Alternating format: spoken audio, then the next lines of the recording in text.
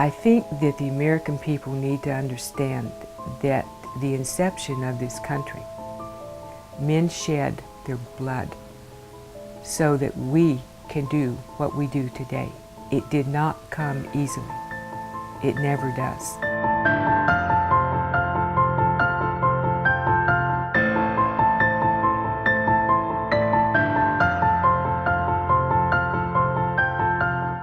I still have conversations with people where I cannot believe that this could happen to the same family twice.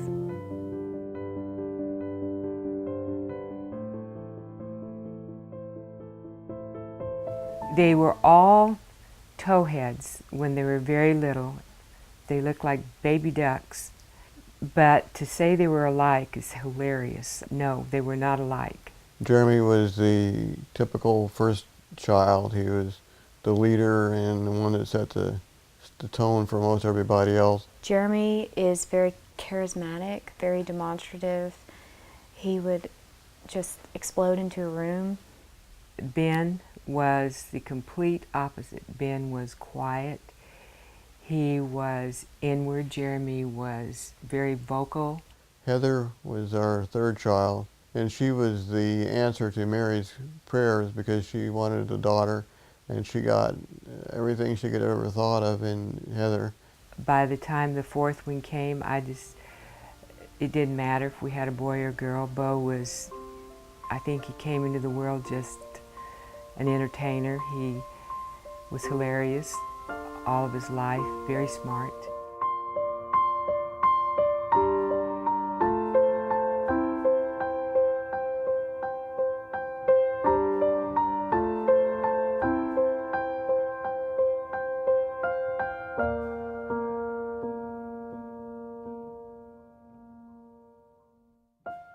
I didn't expect the boys to all three go this way. Jeremy came out of medical school to become a SEAL. Ben went into the Army, and Bo wanted Marines, and they excelled. They loved it. Actually, I didn't really press the military very much, but the boys, especially Ben and Bo, both of them were very gifted as far as artistic ability to draw.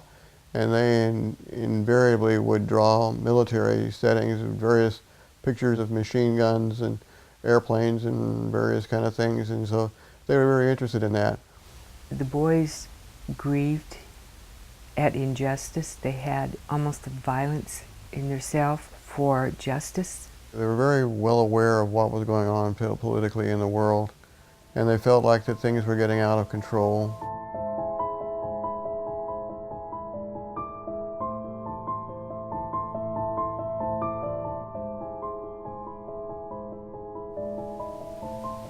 I was proud of who the boys chose.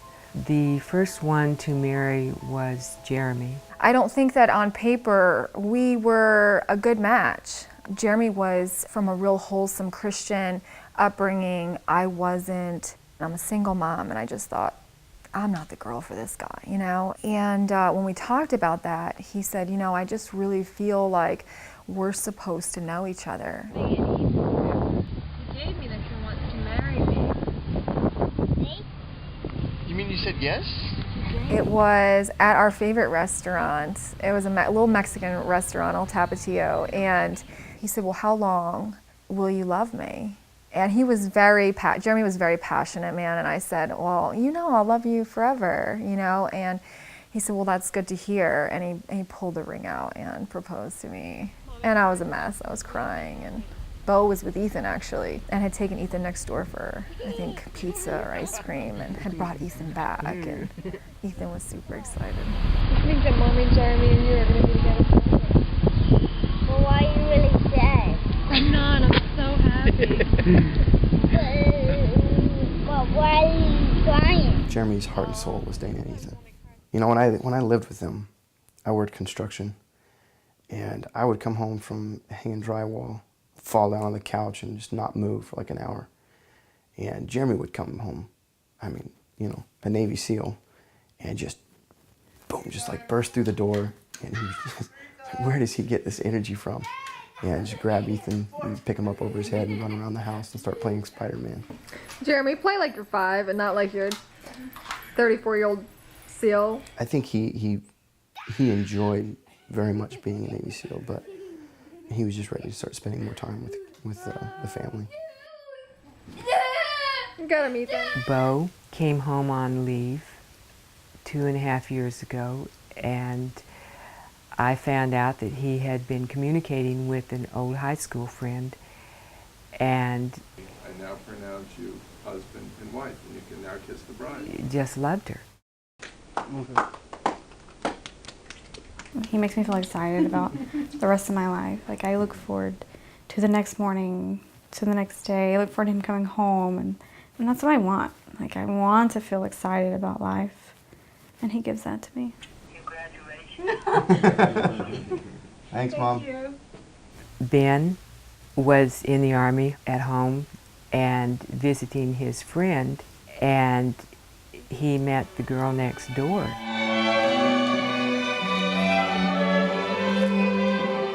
Being at the altar trying to say our vows,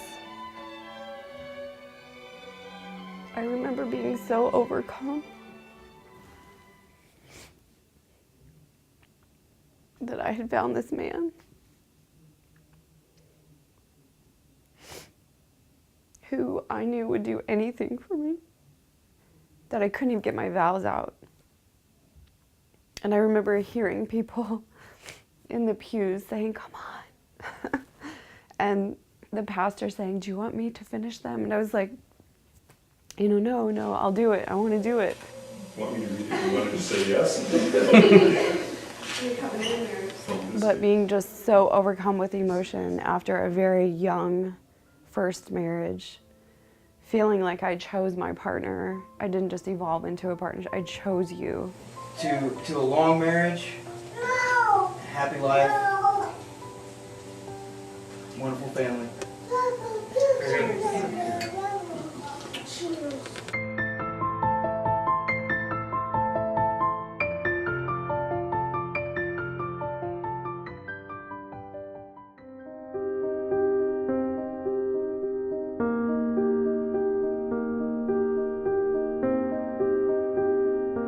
Jeremy had decided to get out.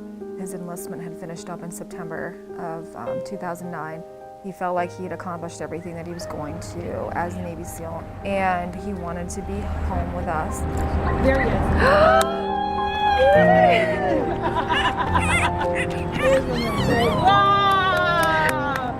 Yay! Are you so excited? Let's go tell the kids. Tell the kids. He started working for Blackwater. He was doing security for the CIA. They worked a lot with different, congressmen and senators and stuff like that, regularly. I mean, Jeremy did jobs like that before. So I was like, oh, okay, it's got to be just like that, and really didn't think too much about it. I didn't know what province he was in. I knew he was in northern Afghanistan. And I was with my platoon. I was on the phone and I'd put Ethan in the car, and this car, the small little silver car was driving up and down, and it's just a cul-de-sac, so you always kind of look when someone you don't know is driving down the street, and it was two men, and they kind of parked in front of our house, and I kind of walked up to the car because it looked like they maybe had needed directions or something, and I still had the phone, still talking, so I said, "Can I help you? Can I help you find something?" And they said, "Are you Dana Wise?" And at that point I was like, yes. We got to the battalion fob, and all the, the sergeant majors there, the first sergeants, and, all the higher ranking people, and I have like a screaming mohawk out of regs, and I was, kind of scared. I was like, man, I'm up in the turret, and I'm like, I take all my gear off except for my Kevlar and just leave it on, like hoping they, nobody's gonna see my haircut and I'm gonna get yoked up.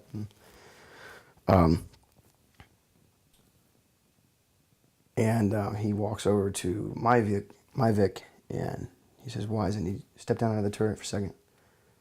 Yeah, and he passed up like 8 or 10 of our Marines, walking to me. So I was like, this is weird. He wants me, but he said, "I need you to walk with me for a moment." We were visiting out in Washington,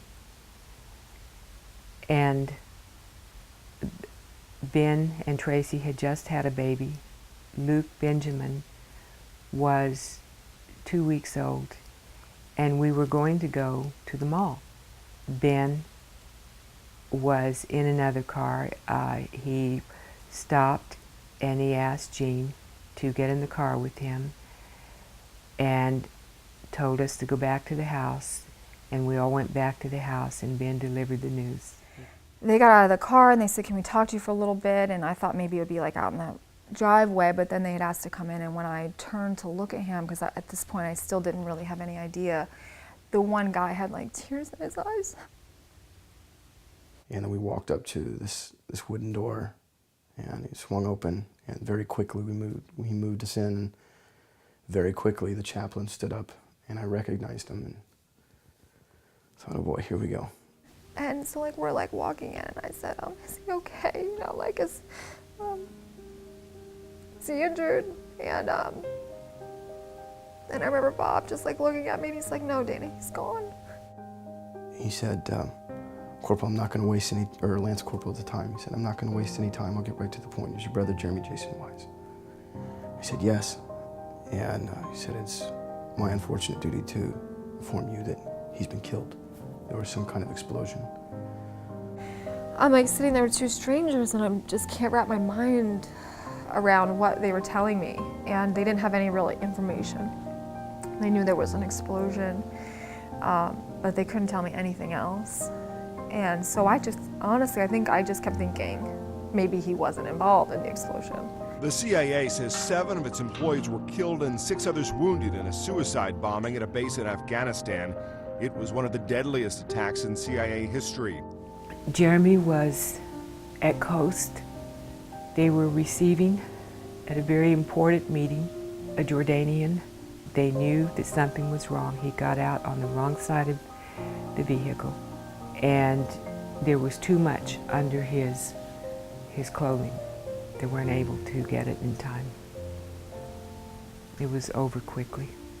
I think the first face that I saw at the airport was Ben, and if Ben hadn't been there, it would have been a lot tougher. But seeing him kind of lifted me up.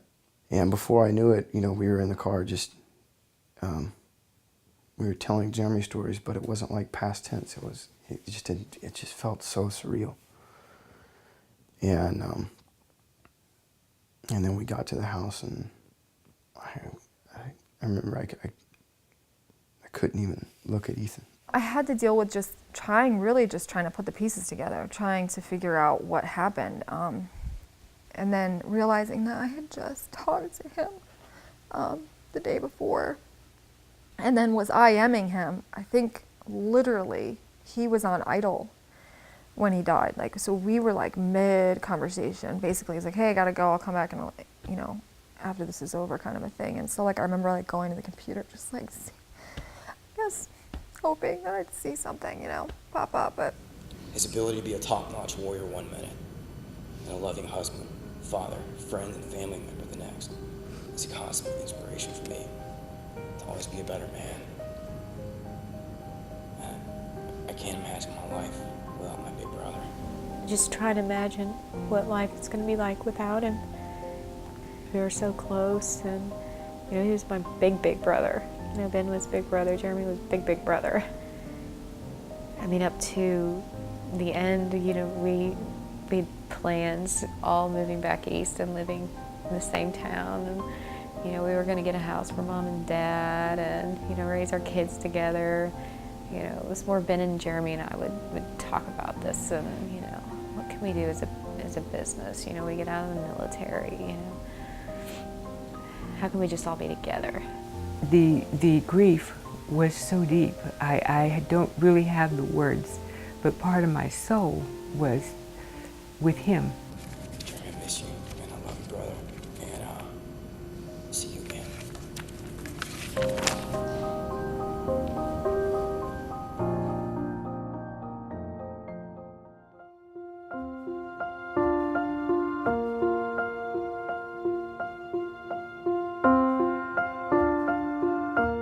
The memorials and stuff were done in Virginia Beach in January. Ben deployed January 26th, caught up with his team against essentially my pleading that he not do that. You know, it's just in these boys. I gotta get back to my team. We were able to get Bo and Ben home in April for Jeremy's funeral. So we had a memorial in January, funeral in April. And I remember the first time Ben and I were able to get quiet time, completely breaking down that could have been you. But then that led to a false sense of security that this can't happen to the same family twice. We were on our way to, I think, a cookout in Hawaii, and Bo was like, I have this weird feeling. And, you know, I was like, you know, what are you talking about? He says, I feel like something's going to happen, and it's going to affect everybody. Ben was in charge of, he had a group of Afghani commandos under him, and so he had that morning when they had gone in, they were basically going in to clear out enemy soldiers that were in caves. Good job, guys. Hey, let's get back up and keep working, all right? We're not secure yet. I received a phone call at 6:10 that morning, and when I looked at the caller ID, it was one of the random numbers that he would normally call me from. And I thought, oh, Ben, really, it's 6:10, what are you calling me for? Like, buddy, you know what time it is? And so I'm like, hello, you know, thinking, it's Ben. He's gonna say, hey, baby. And all I hear is, Mrs. Wise. And I think, I can just feel my stomach drop. And I said, what happened to Ben? Is he okay? And he said, Mrs. Wise, I'm sorry, but Ben's been shot. How many? How many actually went? Just the two, right? Just the KIA and the wounded? Yeah. And so Ben, apparently because of his 6 Zulu, 6 Echo 1. desire to take care of his men, went in first. And apparently there was somebody still alive, and probably they had an automatic weapon. I don't know, but he got shot multiple times in the legs, and one of them may have gone internally. Thinking, Gina Mary, oh my God, Bo, Heather. Not again. The news was he had been shot, not that, you know, he was dead. So you still have that hope. And I remember saying a prayer. And I said, God, you took Jeremy, you can't have Ben. I got a call, and she said, I have some bad news. It was a bilateral amputation of the lower extremities, and the right one is up to the hip. And I thought, oh my God. When I stepped into the hospital knowing we were finally in the same building, this was debilitating. My legs gave out, I couldn't breathe. Tracy and I went and saw Ben. He did not, I mean, he was, of course, you know, in a coma, and his body was bloated from the fluids. The atmosphere in the room, just the smell in the room is overpowering. But I remember having a quiet time with Ben, being just scared to touch him because he doesn't look like himself. The only thing I could recognize was his hair and his ears. You could see one of the, underneath the sheet where, you know, the amputation, it kind of hit you right in the chest. This man who loved his guitar, who loved tearing apart his amps, throwing his son, touching his wife, would now depend on me for every movement he makes. In the middle of the night they came, or the morning, they came and got us, and we walked over there and they said, look, we're at the last minutes. I couldn't ask him to stay. I knew what he was up against, and I was telling Ben, it's okay. It's okay. And I told him, there's nothing on earth here that I can give you that's as great as what's waiting for you. Nothing. I can't love you enough. I told the doctor, I said, look, I said, I understand, but, you know, my parents are on a plane right now. You know, is there anything, just 2-3 hours, maybe? I remember it was probably about 1 o'clock in the morning. I had just gotten off the phone with Dana, my sister-in-law, Jeremy's widow, and we were praying up to the last moment, and the phone rang, and it was Bo. And I said, just got off the phone with Dana, and I just want to tell you. And he stopped, and he said, Heather, Ben's gone. He said, Mom and Dad are getting ready to land, and I have to tell them. Oh, God. And then he's just so enraged that someone so precious to you has been ripped from you the second time. When Ben passed, and it finally clicked that I was going to have to tell my parents that their second son had died in a van outside the airport in Frankfurt, I thought, who's going to get up after this, you know? But you can't shake their faith. When I heard about Ben, I was shocked. I felt at the same time a peace. I credit that to the presence of God. He had so much life ahead of him. He was happily married, and he had the little boy that he dearly loved much, and it was sad. I still have conversations with people where I cannot believe that this could happen to the same family twice.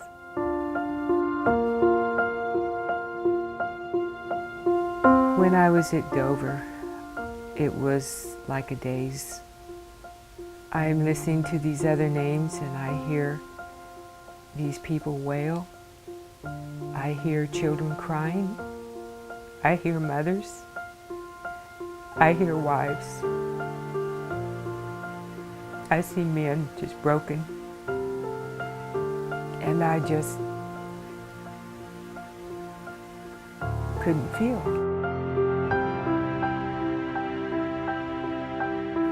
He gave me 3 things. I was not to bury him in his Class A's. He wanted to be buried in his suit. He was a husband and a father, and then he was a soldier. He wanted to be buried, not cremated. And he said, I hope this is okay with you, but do you have a problem with me being buried next to Jeremy? And I said, absolutely not. Absolutely not.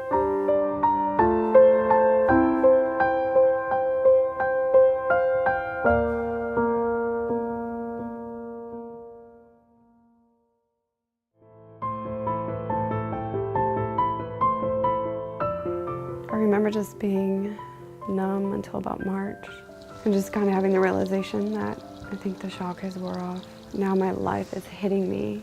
He's not here, yes, but he's never coming home.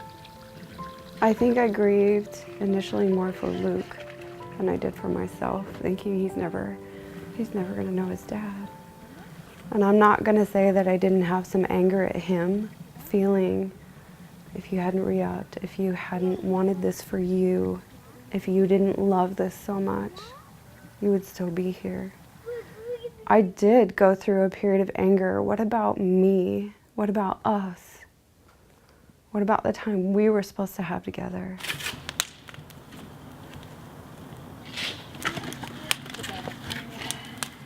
He and I talked together, like, you know, should we go to Washington? What would be the best thing for the family? And then after seeing Tracy and, you know, she and I became close, and I wanted to be there for her and the kids, and so did Bo. And I think this is what Ben would have wanted. So Bo contacted some people at work, and they were like, absolutely, we will transfer you. Yes, I have Luke, and that's a piece of Ben. But I rarely remember moments of Ben and Luke. And so with Bo, I feel like he's more my last piece of Ben than Luke is, because little stories will come out about Ben that I haven't heard, or I'll see mannerisms in Bo that remind me of Ben. I hear Bo say, hey there, buddy. Hey, bud. Hello. Oh, look, you saved. Oh, Look like you've lost quite I don't worry for Bo. I was told by people from very high up, Mary, we will take care of Bo. Oh, you're gonna grow that? I have given my boys to God. I know, but you still got to get two down there. I give Bo to God. I believe that Bo will not be being deployed again. But there are just some things in life we cannot control. So I've just trusted him to God, I believe. Well, the fact that he's non-deployable now is just, thank you, God. And I know that's not his first choice, but there's a part of me that says, I'm glad this decision has been made for you. Because you think, well, what next, Lord? Because he's not deployable, that keeps him from being able to do some of the things that he would like to do.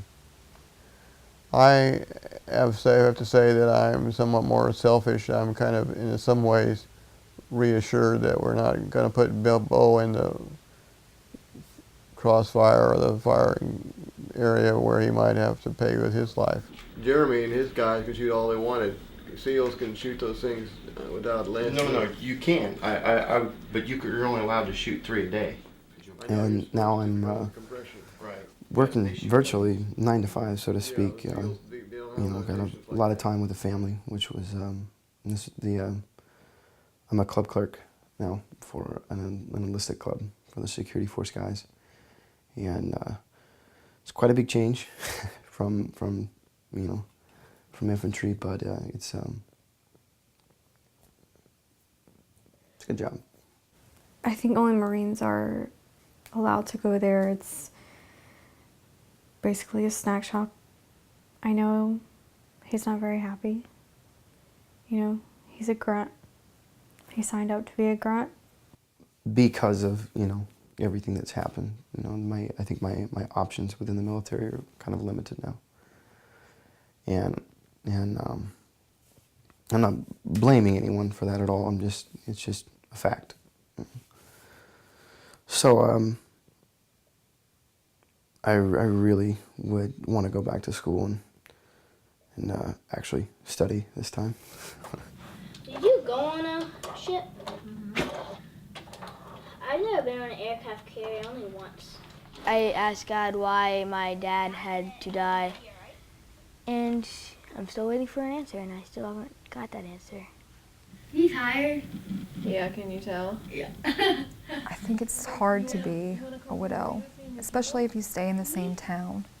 And everybody's used to seeing me and Jeremy and Ethan. And when I moved on, even just when I was dating, or even just after he passed, I would go out with my girlfriends and, have a few drinks, just trying to survive. And people do not like to see that. I don't know. I gotta squeeze it out of you sometimes. I am now in a very different place. Dear God, thank you for this day. And I met Matt. I was at a bridal shower for a friend of mine. And Matt was the best man in the wedding, and they had come back kind of after the bridal shower, and I met Matt then. Our relationship started to grow, and she realized what my job was, and what that entailed. That I think it kind of brought some more worry on her part as to was this going to work or not, or because she had already been through so much. What is crazy about that is that obviously Jeremy was killed by an IED, a suicide vest, bomb, essentially. And my husband diffuses those bombs for a living. Everything in the military these days is dangerous when you're going overseas. You're not safe in any type of environment like that. But There was always an increased risk with this job. That terrifies me. Yeah, but you can't live like that. I can just tell you that I know that, that this is what he would have wanted, that Jeremy was so concerned about us, Ethan and I, that he would have absolutely wanted us to find love again and for Ethan to have a dad around and someone to take care of us and to be with us. And I know they'd get along and are going to get along one day in heaven, Matt and Jeremy. And that's where things are. As you know, we're celebrating my mom and dad's birthday, and AK drew this. You know, I thought before losing Ben and Jeremy that I lived my life in a way where, you know, I just wanted to look back and not have any regrets. He did it, didn't he? Narrower face, Jeremy's face was rounded. But now I live life more deliberately.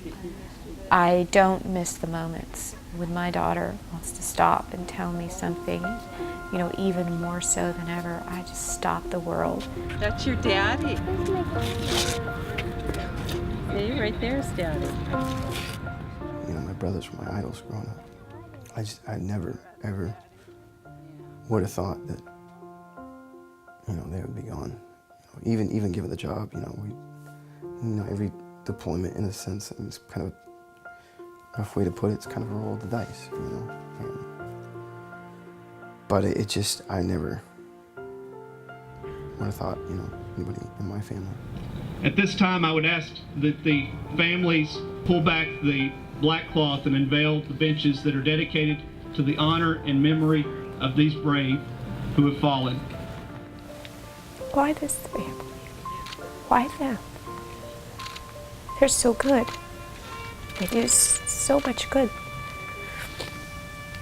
Why do you gather in the good ones?